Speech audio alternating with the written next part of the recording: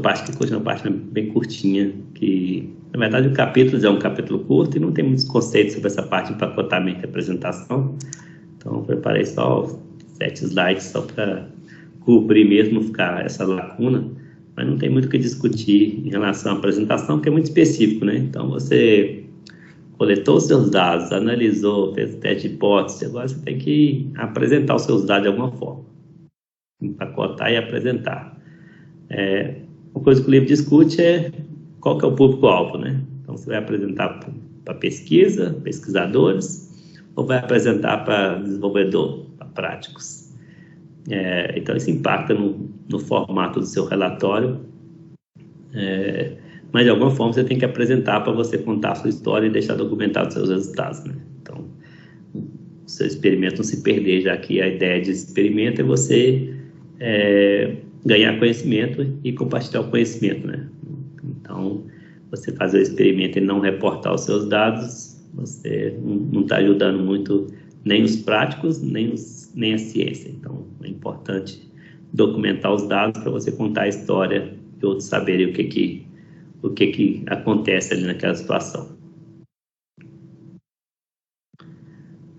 É importante documentar de maneira mais completa possível. Então, o livro discute a questão de replicação. Então, quanto mais detalhado você for no seu relatório, melhor, para que você dê informação suficiente para alguém replicar se for necessário. Então, é importante você facilitar a vida de pessoas que querem replicar o seu experimento, seja para confirmar os seus dados, seja para expandir o conhecimento com alguma variação experimental. Então, nem sempre a replicação é só porque a pessoa vai duvidar dos seus dados, vai replicar para ver se você está falando a verdade. Não é esse o propósito, é replicar para aumentar a confiança e também com alguma variação, né? Os seus dados funcionam para Java, mas será que funciona para C++, por exemplo? Então, alguém pode querer replicar para verificar se o mesmo resultado que você encontrou para a linguagem Java, se ela consegue encontrar para C++. Então, é importante você documentar para permitir que outras pessoas repliquem o seu experimento e aumenta o conhecimento sobre aquele assunto.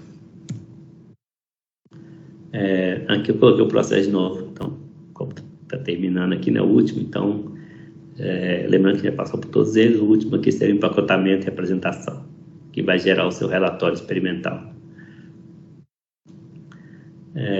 Então, o livro discute essa questão, acho que eu até falei, né, que pode ser para diferentes audiências, pode ser para audiência de pesquisa, onde você vai publicar um artigo científico, um artigo de pesquisa, ou pode ser para indústria, onde você pode publicar um blog, um website, ou um relatório técnico da empresa, por exemplo. Então,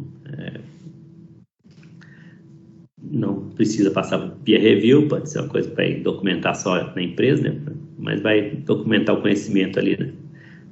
Para quem quiser usar os seus resultados de alguma forma.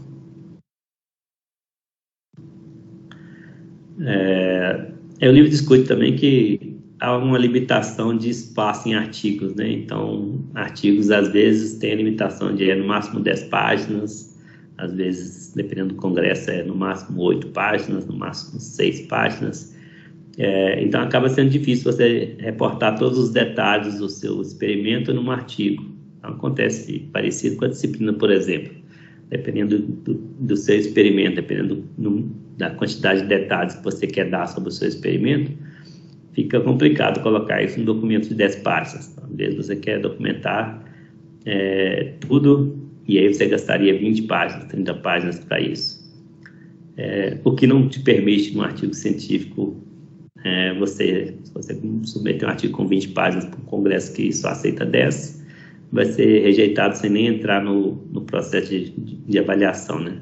Nem vai para os revisores, vai direto para o reject, o que é chamado desk reject nos congressos, que é do tipo, foi rejeitado porque não atendeu a chamada do congresso. Então, você vai ter que respeitar o espaço do artigo científico, mas, por outro lado, você tem um caminho alternativo, que é você escrever um relatório técnico auxiliar, né? ou você coloca um apêndice online, hoje em dia é muito comum também, né? Coloca em algum lugar os seus dados mais completos, ou você pode fazer um relatório técnico, escrever basicamente um documento que você não vai submeter ao Congresso, mas que é detalhado o suficiente. Algumas universidades, não sei se vocês tiveram essa experiência, é até muito comum a própria universidade publicar relatório técnico. Eu fiz mestrado, por exemplo, na PUC do Rio, e lá era sugerido que todo trabalho de disciplina fosse publicado como relatório técnico da universidade. O que isso acontece? Basicamente, ele não passa por peer review, mas ganha um identificador e vai para um repositório online, vai para a biblioteca, e aí vira um documento que pode ser acessado e citado por qualquer pessoa, pela comunidade. Aqui no DCC em particular, não é muito comum incentivar os alunos a publicarem relatório técnico, mas eu acho que possivelmente é possível.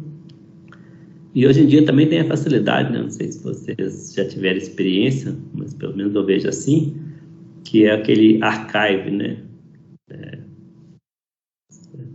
Eu acho que a pronúncia é archive, mas a escrita mesmo é... Vou jogar aqui no Google.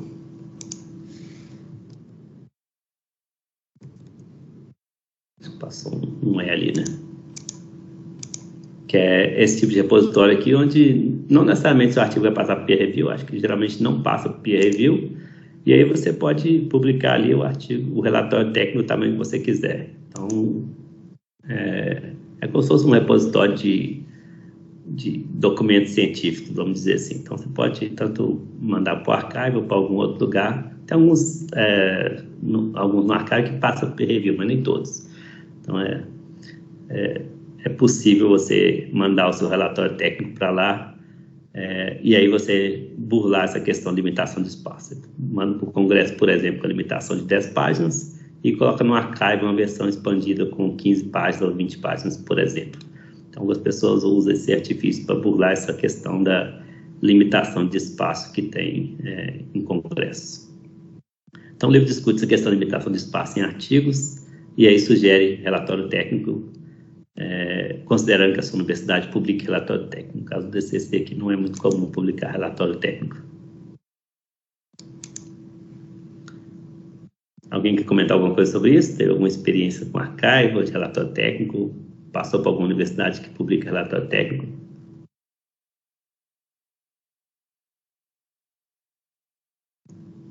Vamos em frente, então, né? O livro só discute questão de como que você estrutura o seu artigo. Isso aqui é meio que receita de bolo, né, vamos dizer assim, né? Então, depois de um tempo escrevendo um artigo, você mais ou menos já tem essa estrutura aqui em mente. Eu fiz algumas adaptações em relação ao que está no livro, que eu coloquei numa sequência que eu acho mais razoável, a sequência que eu tipicamente sugiro para meus alunos orientandos, né? Então, essa estrutura aqui não é exatamente a mesma do livro, mas segue uma estrutura parecida com o que está no livro. Então, basicamente, quando você vai escrever um artigo de pesquisa, então pense em uma estrutura dessa forma aqui, que é o que tipicamente um leitor de artigo científico espera. Um abstract, introdução, explicar o seu design experimental, né? Como você fez o seu experimento, reportar os resultados, né? A execução do seu experimento, quais foram os principais resultados, análise e interpretação, o que você aprendeu ali com aqueles resultados, discutir a ameaçabilidade, que a gente viu aqui na disciplina também, principalmente os 4 tipos, né? Interna, externa, conclusão e... Qual que faltou? Interna, externa, construção e conclusão. E trabalhos relacionados e, finalmente, conclusão. Então, coloquei esse slide aqui como dica para o trabalho em grupo e para o trabalho individual, projeto final. Então, o que eu espero é que um artigo siga mais ou menos essa estrutura aqui, não precisa ser exatamente essa estrutura, mas que fique fácil de identificar o que é o design experimental, o que são os resultados, o que são as principais conclusões a partir daquilo ali, né? A partir da análise. E que tenha ameaçabilidade, tenha related work, e tenha introdução e conclusão também. Algumas coisas, a ordem aqui às vezes varia. Por exemplo, essa ordem aqui é a ordem que eu prefiro, related work mais para o final. Mas, se eu não me engano, o próprio livro ele sugere que o related work apareça no início aqui. Então, acho que é meio de gosto pessoal. Não está errado você começar com related work e nem está errado ou certo você terminar com related work. É mais de gosto pessoal. Eu, tipicamente, prefiro o related work no final, que eu acho mais fácil você discutir o trabalho relacionado depois que você explicou o que é o seu trabalho. Depois que você explicou o design, o resultado aqui, aí é mais fácil para você comparar o que você fez com o que a literatura tem que é parecido com o que você fez. Você explicar a literatura sem explicar o seu, que é difícil você comparar com o seu. E um outro argumento também, até um pouco mais subjetivo, né, gosto pessoal, é que eu acho que o related work no início ele é mais cansativo. Então, você ficar lendo related work logo no início do artigo, você acaba ficando ansioso para ver o que é o artigo em si e demora muito a chegar no artigo. Então, as pessoas que colocam o related work no início, trabalho relacionado no início, acho que acaba que o artigo fica um pouco mais cansativo de ler, porque você fica lendo um pouco de coisas que não te interessa tanto, onde o que te interessa mesmo é essa parte aqui de resultado, né? Então demora mais a chegar no resultado. Mas como eu disse, é gosto pessoal, quem prefere colocar trabalho relacionado no início não tem problema. O livro discute que a questão do abstract ser estruturado. Hoje em dia até alguns congressos pedem isso, né? Que o abstract seja estruturado. Não sei se vocês já tiveram uma experiência assim. Alguns journals também, periódicos, pedem que o abstract seja estruturado. O que isso quer dizer? É basicamente, ao invés de você escrever o abstract livre, você seguir esses 5 pontos principais aqui.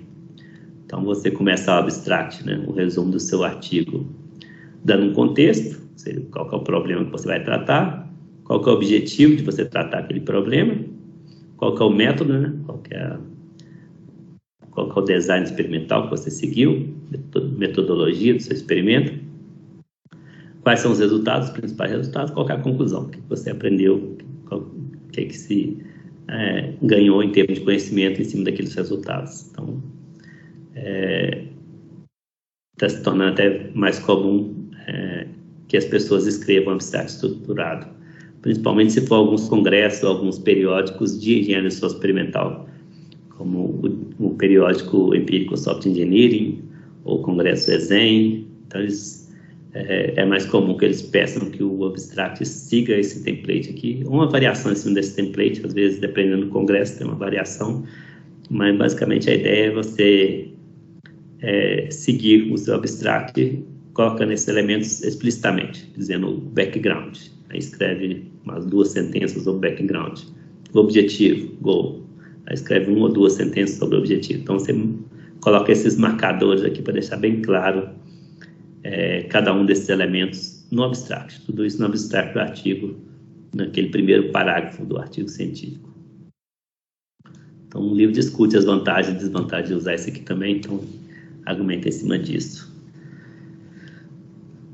Mas não é um capítulo muito grande, não. O capítulo 11 é um capítulo curto, não vou lembrar de cabeça que páginas, mas deve ser em torno de 3 a 5 páginas. Um capítulo bem curto, só para discutir essa ideia da importância de você apresentar os seus dados, empacotar, seja a audiência acadêmica, científica, seja a audiência prática de desenvolvedor de software.